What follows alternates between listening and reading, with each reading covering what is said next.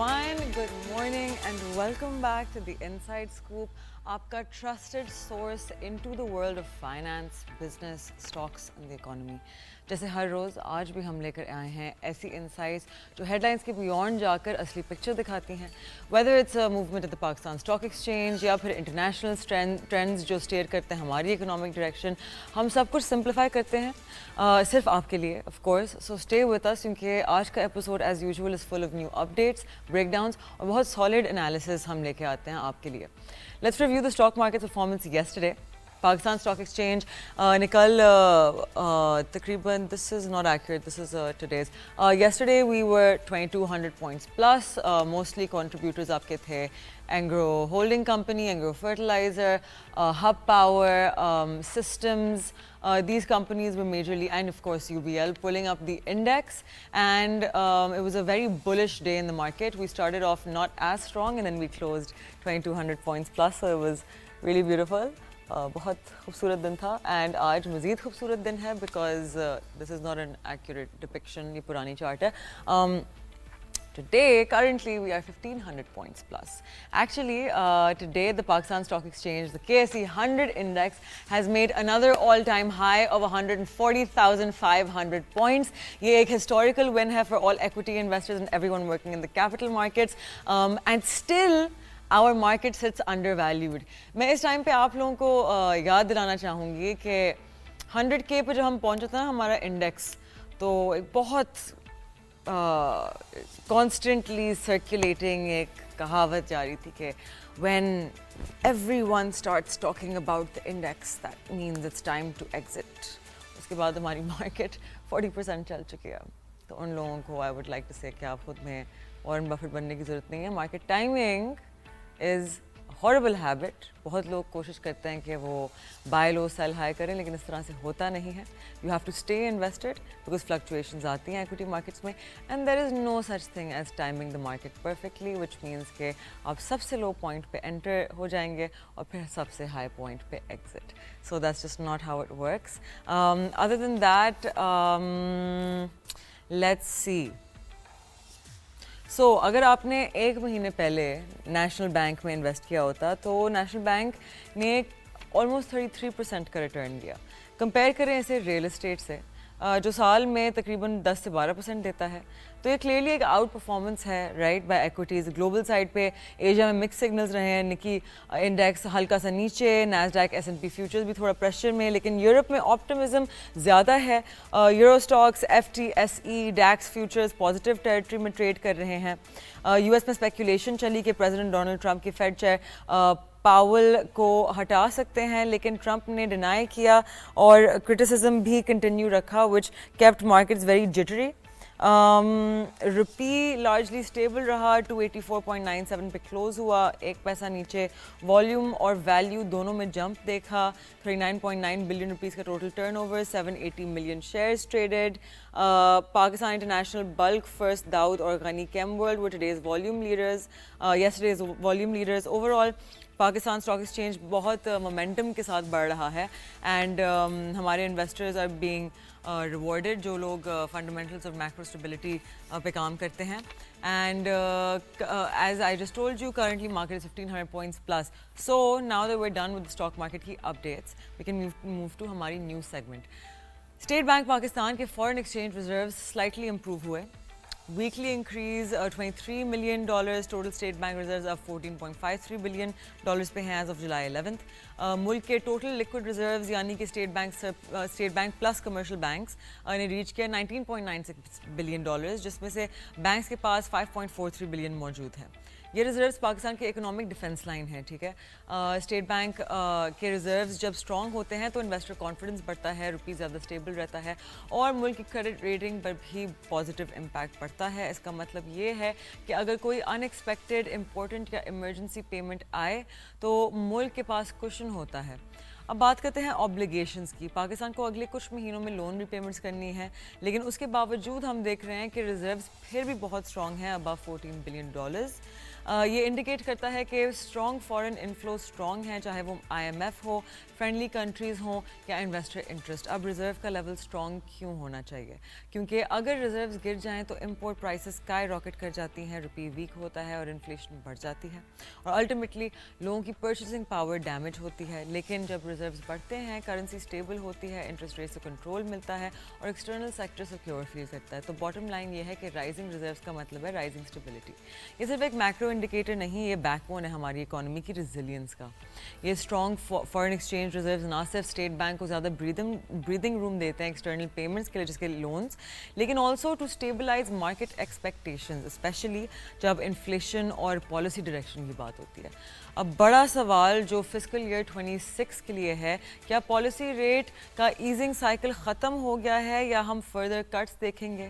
State bank Pakistan نے مئی 2025 میں rate 11% پہ لے آئے, لیکن with expected inflation around 7 to 8% اس فسکل ایئر. لوگ ونڈر کر رہے ہیں کہ یہ جو ٹرف ہے یعنی کہ لوسٹ پوائنٹ ہے یا پھر یہ صرف ایک پاز ہے. اگر ہم پچھلے 10 سال کا ٹرینڈ دیکھیں, یہ پیٹرنز ہیں.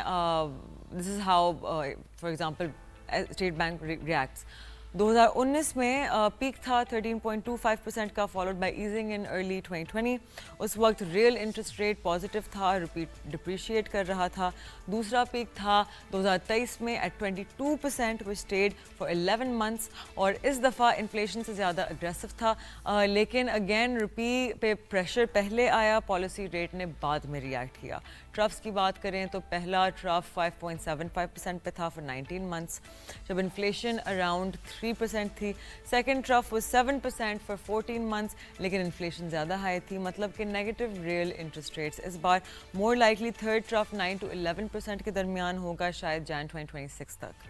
لیکن اگر پولیٹیکل پریشر نے اسٹیٹ بینک کو سنگل ڈیجٹ سنڈروم کی طرف لے آئے, یعنی کہ ریٹ 9% سے نیچے لانا پڑا, تو پھر پرائیویٹ انویسٹمنٹ شاید بھاگ جائے, لیکن فارن انفلوز وڈرا کرنے لگ جائیں گے. Also, currency has started to weaken again. اگر state bank Pakistan PKR USD movement کو ریٹ سیٹلنگ میں سیریسلی لینا شروع کرے تو مور ٹارگیٹڈ پالیسیز آ سکتی ہیں instead of just reacting to past inflation. تو اوور آل فسکل ایئر 26 کا policy path might look stable, لیکن actually it's full of trade offs. اور اس دفعہ اسٹیٹ بینک پاکستان کو صرف انفلیشن نہیں, روپی, ڈیٹ لیولز اور انویسٹر سائیکالوجی سب کو بیلنس کرنا پڑے گا.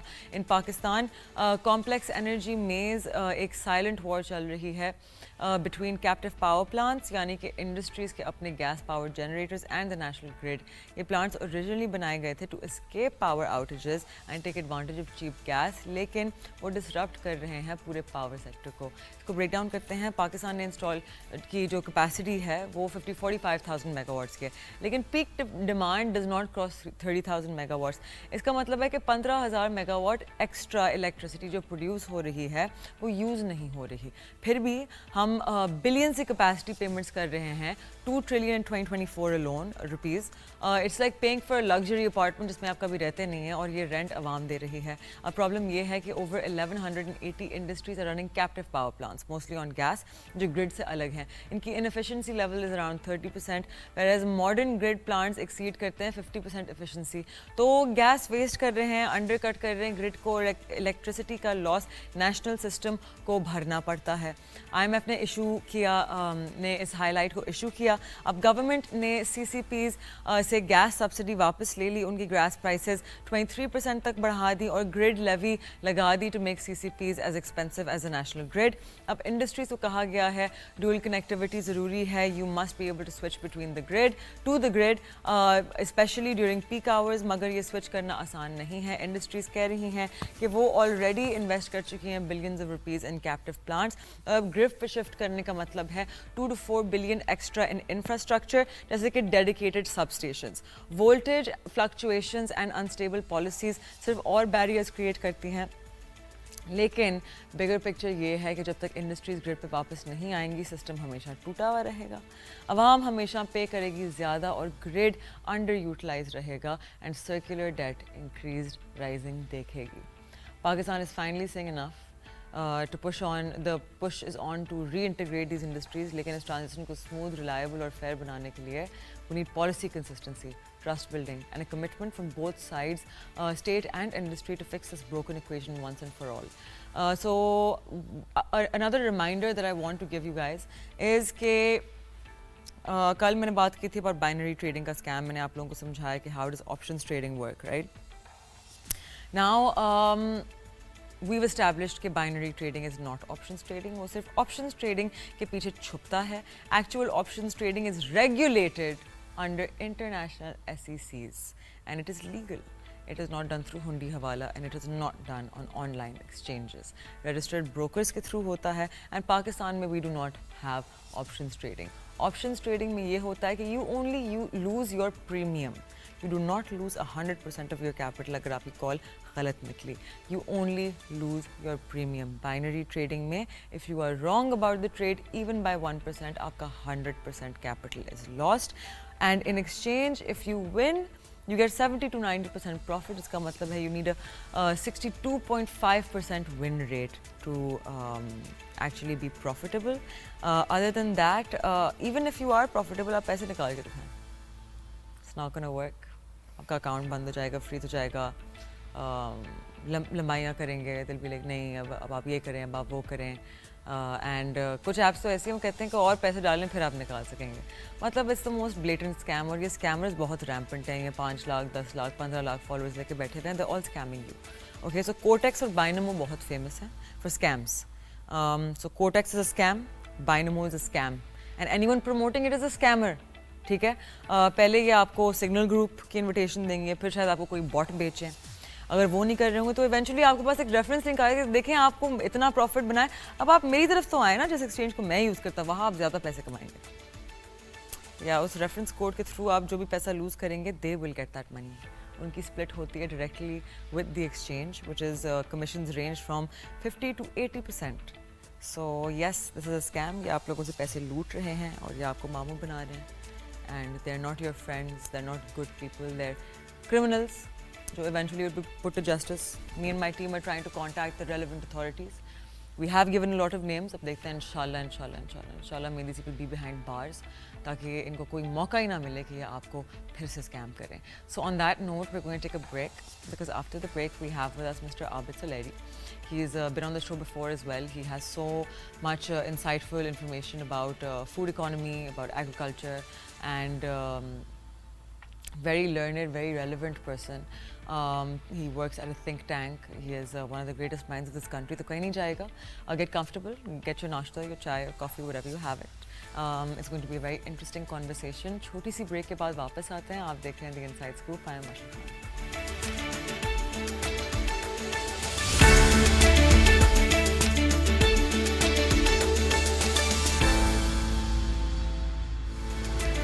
Welcome back. आप देख रहे हैं दी इनसाइड स्कूप. ब्रेक बजाने से पहले I let you guys no कि हमारे साथ मिस्टर आबिद सुलेरी मौजूद होंगे.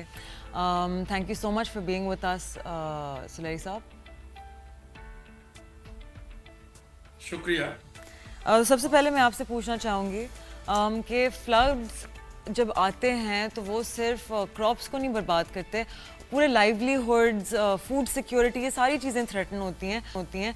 तो किस तरह से SDPI गवर्नमेंट के साथ पार्टनर करके इन चीज़ों का की हेल्प कर सकता है, डोनर्स को इकट्ठा कर सकता है, रैपिड कैश ट्रांसफ़र कर सकता है, और किस तरह के सोशल प्रोटेक्शन मैकेनिज़्म यूज़ किए जा सकते हैं ऐसे फ्लड अफेक्टेड जोन्स में, और specially Benazir income support programme को किस तरह से इस्तेमाल किया जा सकता है.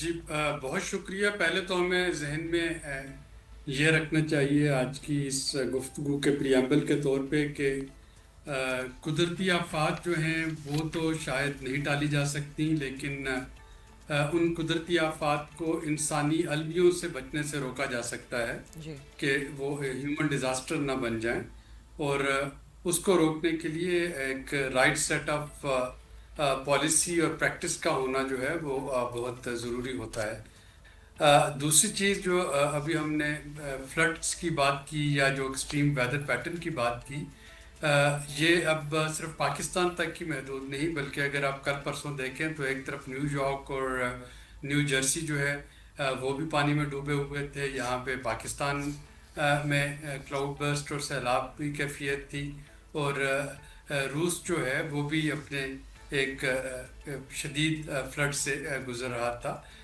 تو یہ ساری چیزیں اس وقت کلائمیٹ چینج کے کانٹیکسٹ میں اگر ان کو دیکھا جائے تو ان کی فریکوینسی اب بڑھتی چلی جائے گی.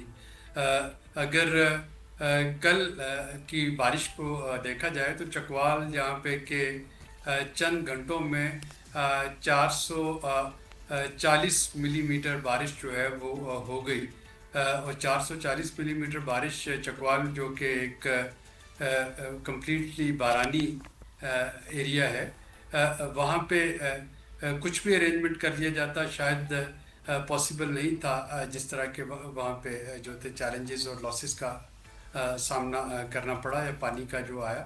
تو جو میں تمہید اتنی لمبی چوڑی باندھی تو اس کے کہنے کا مطلب یہ ہے کہ ایک طرف ہمیں غیر یقینی اور بڑے انسرٹن قسم کے ایکسٹریم ویدرز کا سامنا ہے, اور دوسری طرف ہمیں اپنی تیاری جو ہے وہ پوری رکھنا ہوگی.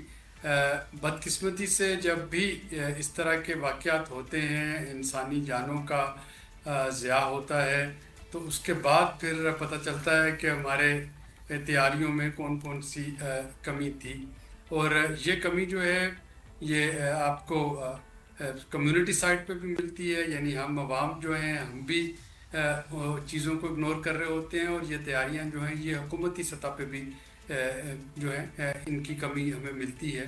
اور یہ وہ ایریاز ہیں جس پہ کہ ایس جی پی آئی جو ہے وہ پچھلے کئی سالوں کے ڈیٹے کے تجزیے کی مدد سے جو غلطیاں بار بار ریپیٹ ہو رہی ہوتی ہیں ان کی طرف نشاندہی بھی کرتی ہے, اور ان کے لیے جو کورس کریکشن ہے اس کی طرف بھی اشارہ کرتی ہے.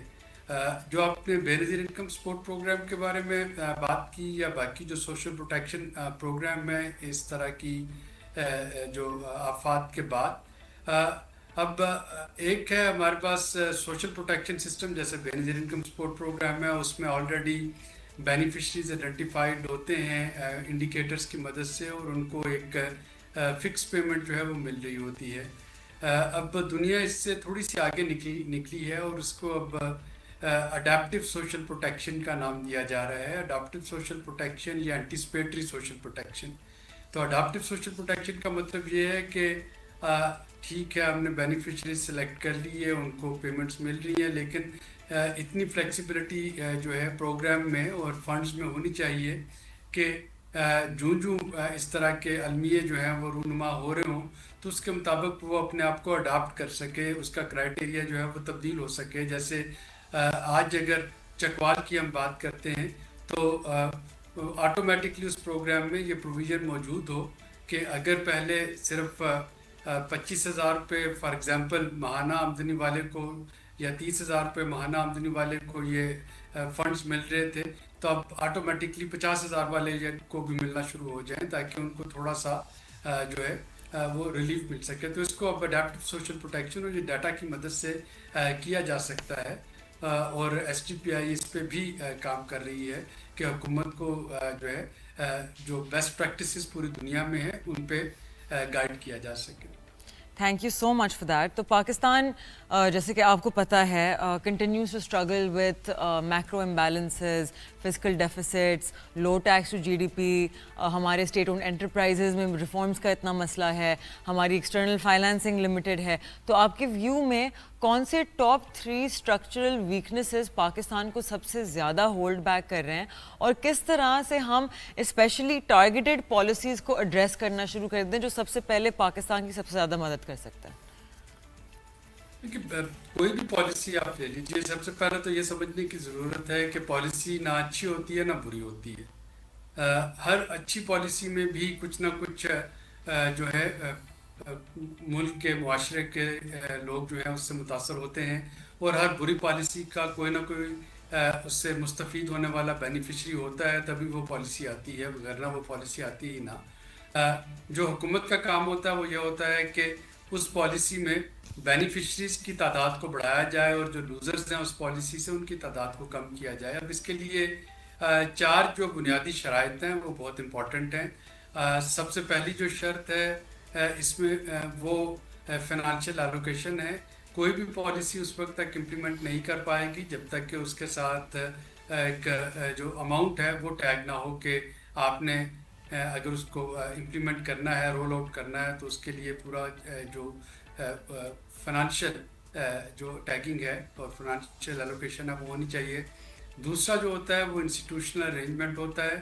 آپ پالیسی بہت اچھی بنا لیں, پیسے بڑے اچھے ایلوکیٹ کر دیں, لیکن اگر اداروں کو معلوم نہیں کہ ان کا مینڈیٹ کیا ہے اور انہوں نے کس طریقے سے اس پالیسی کو رول آؤٹ کرنا ہے, یا اس میں ڈپلیکیشن آف ایفرٹس ہو رہی ہیں, تو وہ پالیسی جو ہے وہ اچھے رزلٹ نہیں دے پائے گی. تیسری بنیادی شرط جو ہوتی ہے اس میں وہ ہیومن ریسورسز کی ہوتی ہے. پیسے بھی ہیں, پالیسی بھی ہے, ادارہ بھی ہے, لیکن اگر وہاں پہ right person for the right job نہیں ہے تو اس کا مطلب ہے کہ وہ پالیسی جو ہے وہ امپلیمنٹ نہیں ہو پائے گی جب تک اس کے جو ہیومن کیپیسٹیز اور کیپیبلٹیز ہیں وہ نہ ہوں. اور جو چوتھا سب سے امپورٹنٹ اس میں جزو ہے وہ ہے آپ کے پاس انفراسٹرکچر کا, ایکوپمنٹس کا, ٹیکنالوجی کا, کہ پالیسی بھی ہے, آپ کے پاس ادارے بھی ہیں, اہل لوگ بھی ہیں, پیسے بھی ہیں, اور اب آپ کے پاس کیا آپ نے وہ جو ہے انفراسٹرکچر, جو ٹیکنالوجی, جو اکوپمنٹ ہیں وہ آپ کے پاس ہیں یا نہیں. جیسے ہم نے دیکھا سوات کے سانحے میں کہ جو ٹورسٹ وہاں پہ پھنسے ہوئے تھے تو ان کی جانیں بڑی آسانی سے بچائی جا سکتی تھیں اگر ریسکیو 1122 والوں میں کچھ غوطہ خور ڈائیورز ہوتے, یا اگر ان کے پاس انفلیٹڈ وہ جو ہوا والی ٹیوبز ہوتی ہیں وہ ہوتی جو کہ ڈرونز کے ذریعے وہاں تک پہنچائی جا سکتی, یا ان کے پاس کچھ اور کشتیاں یا کوئی اور چیز ہوتی تو وہ وہاں پہ گئے تو ضرور ان کے پاس انہوں نے رسپونڈ بھی کیا, لیکن چونکہ ان کے پاس وہ اکوپمنٹ نہیں تھے, وہ ٹیکنالوجی نہیں تھی, تو ہم نے دیکھا کہ وہاں پہ قیمتی جانیں جو ہیں وہ اللہ کو پیاری ہوئی. تو یہ ہم جب چیلنجز کی بات کرتے ہیں پالیسی امپلیمنٹیشن میں, تو سب سے بڑا چیلنج یہی ہے کہ آپ کے پاس جہاں پہ 4-5 چیزیں اکٹھی ہو جائیں وہاں پہ تو پالیسی اچھی یا بری وہ امپلیمنٹ ہو جائے گی, لیکن جہاں پہ یہ نہ ہو, ان میں سے کوئی بھی ایک چیز مس ہو جائے, تو وہاں پہ پھر آپ کو جو ڈیزائرڈ ریزلٹس ہیں وہ نہیں مل سکتے. ڈیفینیٹلی آپ نے بالکل ٹھیک کہا. اینڈ ریسنٹ ٹائمز میں ہم نے دیکھا ہے کہ ریمیٹنسز ریکارڈ ہائیز پہ ہیں, ایکوٹی سائڈ پہ اسٹاک ایکسچینج کے ریٹرنز بہت ہائی ہیں, لیکن آبویسلی پاکستان ایک بہت ڈیلیکیٹ فسکل اسپیس میں رہتا ہے, constantly on a border, right, کہ چیزیں خراب ہوں گی یا نہیں. We're never in a space safe enough جہاں ہم کہہ سکتے ہیں کہ نہیں اب اگلے 2-3 سال کے لیے we can focus on other things. ہم تو کانسٹنٹلی اپنے کرنٹ اکاؤنٹ فسکل ڈیفیسٹ میں ہی رہتے ہیں, رائٹ.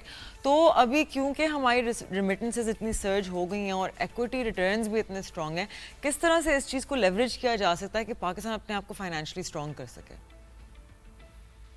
اللہ کا شکر ہے کہ اس وقت میکرو اکنامک انڈیکیٹرز جو ہیں وہ بہت بہتر ہیں. اگر میں اس سال کو دیکھوں تو جو میجر چیلنجز ہیں انٹرنل کی ہم بعد میں بات کریں گے, اس وقت آپ کے پاس 2-3 بڑے ایکسٹرنل چیلنجز ہیں جو کہ میک اور بریک ہیں اکانومی کے لیے. پہلا چیلنج جو ہے وہ تو کلائمیٹ چینج ہے, جس کو ہم دیکھ رہے ہیں کہ موسم جو ہیں وہ ایکسٹریم پہ ہیں. پورے سال کی بارشیں جو ہیں وہ چند دنوں میں ہو جاتی ہیں, اس کے بعد ہمیں معلوم نہیں کہ وہ بارشیں دوبارہ سردیوں میں ہوں گی یا نہیں ہوں گی, ویدر پیٹرن کس طرح کا بنے گا. اور اس کا سب سے بڑا امپیکٹ جو ہے وہ ہماری زراعت پہ ہے. اور اس سال بھی ہم نے دیکھا جو پچھلا مالی سال گزرا ہے 30 جون کو, کہ چونکہ زراعت نے صحیح پرفارم نہیں کیا تو آپ کی جی ڈی پی کے جو ٹارگٹ تھے وہ اچیو نہیں ہو سکے. اور یہ صرف جی ڈی پی ہی نہیں بلکہ جو آدھی سے زیادہ آبادی دیہاتوں میں رہائش پذیر ہے, یہ ان کے لیے لائیولیہوڈس اور وہ جو روزگار ہے اس کا بھی, اور جو فوڈ سیکورٹی ہے پورے ملک کے لیے, اس کا بھی ایک چیلنج بنتا ہے. تو پہلا تو ایکسٹرنل فیکٹر یہ ہے جو آپ کے جی ڈی پی گروتھ کو امپیکٹ کرے گا. دوسرا جو ہے وہ تیل کی قیمتیں ہیں عالمی منڈی میں. عالمی منڈی میں اگر کروڈ کی پرائسز بڑھتی ہیں, $80 پر بیرل سے اوپر جاتی ہیں, تو وہاں پہ پاکستان کے لیے ایمبر اور پھر ریڈ لائن سٹارٹ ہونا شروع ہو جاتی ہے کہ خطرے کی گھنٹیاں بجنی شروع ہو جاتی ہیں. جب ہم اپنی موجودہ پیٹرولیم پرائس کا فارمولا دیکھتے ہیں پیٹرول یا ڈیزل کا, جس میں کہ पेट्रोलियम डेवलपमेंट लेवी भी लेनी है, जिसमें कार्बन टैक्स भी लगाना है। हुकूमत जो है उसका 1 ट्रिलियन से ज़्यादा रुपए का रेवेन्यू जो है उससे एक्सपेक्ट करती है। तो अगर ये कीमत बढ़ जाती है, जैसा कि पिछले 15 जुलाई को हमने देखा कि ये ईरान इसराइल जंग वाले हफ्ते की जो कीमतें थी उनको मद्देनज़र रखते हुए 15 दिन की कीमतें सेट की गई पाकिस्तान में। तो वो चूँकि $80 या $80 से ऊपर थी, तो आपने देखा कि एकदम से पेट्रोल और डीजल की कीमतें कितना बढ़ाना पड़ी। अब शुक्र है कि वो जंग जल्दी बंद हो गई थी, इसलिए उम्मीद की जाती है कि अगले 1 महीने तक ये कीमतें दोबारा इसमें कुछ कमी आएगी, जो मुल्क के अंदर कीमतें हैं। लेकिन ये जो आलमी मंडी में क्रूड की कीमत है वो बहुत ज़्यादा अफेक्ट करेगी पाकिस्तान की जीडीपी ग्रोथ को। तीसरी जो इम्पोर्टेंट चीज़ है जीडीपी ग्रोथ के लिए, जो एक्सटर्नल फैक्टर है, वो इस वक्त जियोपॉलिटिकल सिचुएशन है। टैरिफ्स जो हैं जो अमेरिका में पाकिस्तान पे वो कितने % लगते हैं। इंडिया ने जिस तरह पिछली दफ़ा हमला किया और मुंह की खाई, क्या दोबारा से वो कोई एडवेंचर जो है वो करने के चक्कर में तो नहीं है। हमारे मगरबी बॉर्डर पे अफ़गानिस्तान और ईरान की सिचुएशन क्या रहती है। तो ये वो फैक्टर्स हैं जिसका कि जो कि पाकिस्तान के डायरेक्ट कंट्रोल में नहीं है। यहाँ पे हर चीज़ अगर दुरुस्त भी सिमत में भी जा रही हो, तो इनमें से कोई एक फैक्टर जो है अगर वो गलत हो जाए तो उसका लामहला असर जो है वो हमारी जीडीपी ग्रोथ पे पड़ रहा होगा। और इंटरनल फैक्टर्स को अगर हम देखते हैं तो जाहिर है कि उसमें गवर्नेंस एक बहुत बड़ा चैलेंज है। उसमें जो नॉन प्रोडक्टिव एक्सपेंडिचर्स हैं उनको जो है कैसे कम किया जा सकता है। वो अखराजात जिसको उर्फ़ आम में हुकूमतों के शाहाना अखराजात कहा जाता है, उनको कैसे रोका जा सकता है। प्रायोरिटीज़ कैसे सेट की जा सकती हैं। एक होता है पैसे ना होना या पैसे कम होना, दूसरा होता है कि आपके पास वो जो रकम है आप उसको सही जगह पे खर्च कर रहे हैं या नहीं कर रहे, ताकि उसका एक मुनासिब जो है वो रिटर्न सोसाइटी को मिल सके। तो ये 3-4 फैक्टर होंगे। जो मैक्रो इकोनॉमिक स्टेबिलिटी या रेमिटेंसेस जो भी तक हैं, वो तो आपको उन्होंने एक लॉन्चिंग पैड तक पहुंचा दिया। अब यहाँ से लॉन्च होके हमने कितनी बड़ी उड़ान भरनी है, वो ट्रेजेक्ट्री क्या होगी, वो मेरे ख्याल में इन फैक्टर्स पे डिपेंड करती है। Well, thank you so much for being with us, Abid Suleri Saab. It is always such a pleasure to have you on the show. आप हमेशा आके इतनी अहम बातें करते हैं, and your work that you are doing for the food economy side, for the agri economy side is important to all of us. So thank you so much, and we are looking forward to having you again.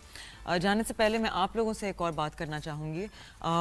When I am at Al-Falah Investments और बहुत दफ़ा sales team के clients के साथ बहुत बात हो रही होती है. One thing I have noticed इस के और मुझे मैसेजेस भी आते हैं on Instagram constantly regarding this कि जी कब घुसना चाहिए हमें मार्केट में. Guys, the best day to invest is always today in the equities. आप एक चीज़ समझने की कोशिश करें कि आपकी जो एक्विटी मार्केट होती है ना, वो किसी स्ट्रेट लाइन में नहीं जाती, ना वो किसी पैटर्न को फॉलो करती है. देयर आर सर्टन टूल्स जो आपको एक एडवांटेज दे सकते हैं, जैसे कि चार्टिंग टूल्स होते हैं, इंडिकेटर्स होते हैं, but that's all they are just tools and indicators. To understand आप जिस एसेट क्लास में इन्वेस्ट कर रहे होते हैं, राइट, टू इन्वेस्ट एफिशिएंटली, तो उसकी नेचर आपको समझनी पड़ेगी. Equities are very sensitive to 3 things: global movements, fundamental changes, and sentiment. Because the third one, sentiment, right? ये इतना एक strong factor है within the equity market. इसका मतलब है कि how do people feel about something? इसको आप measure नहीं कर सकते किसी तरह से. आप नहीं पिन पॉइंट कर सकते कि यहाँ पे लोगों को लगेगा कि नहीं ये बहुत महंगा होगा, यहाँ से गिरेगी प्राइस, यहाँ इनको लगता है कि अच्छी प्राइस है. यू कैन अस्यूम कि इस रेंज के विदिन, बट क्योंकि ग्लोबल चेंजेस ओवरनाइट आते हैं, क्योंकि ग्लोबल एडवांसेस, पॉलिटिक्स इतनी एकदम से बदलती हैं, मुल्क के हालात, again things like these floods that affect obviously sectors like fertiliser, ये इतनी एकदम से आती हैं, राइट, कि आपकी एक्विटीज़ बहुत फास्ट रिएक्टिंग होती हैं. And at that time if you are not invested तो यू कैन मिस आउट. تو market timing is never recommended for any investors, ٹھیک ہے. What is recommended most is کہ ہر مہینے آپ کے پاس جو انکم آتی ہے یو جسٹ ڈیسائڈ کہ اس ڈیٹ پہ میری انکم آئے گی. فار ایگزامپل اگر آپ کی to the end of the month, مہینے کے ہر 29 کی ڈیٹ پہ آپ کے پاس آتا ہے, اب اس 29th آف ایوری منتھ کو آپ انڈیکس کہاں ہے, یہاں ہے, وہاں ہے. This is what I do. As soon as my payments come in, میں انڈیکس کی ٹریکنگ نہیں کرتی. I look, I'm like, okay, doesn't matter where the index is. میں نے یہ اماؤنٹ نکالنی ہے, میں نے یہ اماؤنٹ ڈپلوائے کرنی ہے. میں اس دن وہی اماؤنٹ اپنی ڈیسائڈیڈ, چاہے انڈیکس ریزسٹنس لیولس پہ ہو یا سپورٹ لیولس پہ ہو یا کنسالیڈیٹ کر رہا ہو, میں نے اس دن انویسٹ کرنی ہے. Because any day that my money is not invested, I am at the risk of losing more gains. That is how the equities as an asset class work. You have to understand, جب investment ہو رہی ہوتی ہے تو اس asset class کی nature کو سمجھنا بہت امپورٹنٹ ہے. وارن بفیٹ, جن کا میں بار بار ذکر کرتی رہتی ہوں, وہ کبھی مارکیٹ ٹائمنگ نہیں کرتے. وہ کہتے ہیں کہ میں نے ایک اچھی کمپنی اسپاٹ کر لی, مجھے لگا کہ یہ کمپنی کرنٹلی سستی ہے, اس کو سمجھنے کے پیرامیٹرز بہت زیادہ ہیں, دیٹ از فنڈامنٹل انالیسس. بس اب وہ کمپنی اوپر جائے نیچے جائے, میں تو انویسٹ کرتا رہوں گا اس چیز میں. And he is someone who has 5 million% profit plus 5 million% plus profit, ٹھیک ہے. تو اگر وہ مارکیٹ ٹائمنگ نہیں کرتے تو پھر آپ سوچیں کہ ہمارا بالکل بھی بنتا ہے مارکیٹ کو ٹائم کرنا. اوپر سے equities are not something جس کو آپ شارٹ رن میں دیکھیں. جب بھی آپ کا دل چاہے کہ آپ مارکیٹ ٹائمنگ کریں, آپ آن لائن کھول کے کسی بھی اس پہ دیکھ کے آپ لانگ ٹرم چارٹ کھولیں اور آپ بس ایک دفعہ اس کی ٹریجیکٹری دیکھیں, وہ ہے ہی ایکسپونینشیل. وہیں آپ کا مائنڈ ایٹ ایز آ جائے گا. شارٹ ٹائم فریمز پہ نہ دیکھیں. Even 6 months, 8 months, 12 months is a short time frame for the equities. Equities کو minimum دیکھا جاتا ہے 10 years کے time frame پہ, and it is advised to at least look at it over 20 years. So with that, I will see you guys on Monday now. So have a great weekend. Use the weekend to research. جن کے نام میں لیتی ہوں ان کو Google کر کے ان کے پیپرز پڑھا کریں, یوٹیوب پہ ویڈیوز دیکھا کریں. It's very helpful. Do your own analysis. Please start searching asset classes. Binary trading is a scam. Do not go for it. Everyone trying to opt it to you is a scammer. وہ جب بھی آپ پیسے loose کرتے ہیں وہ پیسے بناتے ہیں. That is the commission split. And I shall see you guys on Monday 11 a.m. on the Inside Scoop. Till then, take care. Khuda Hafiz.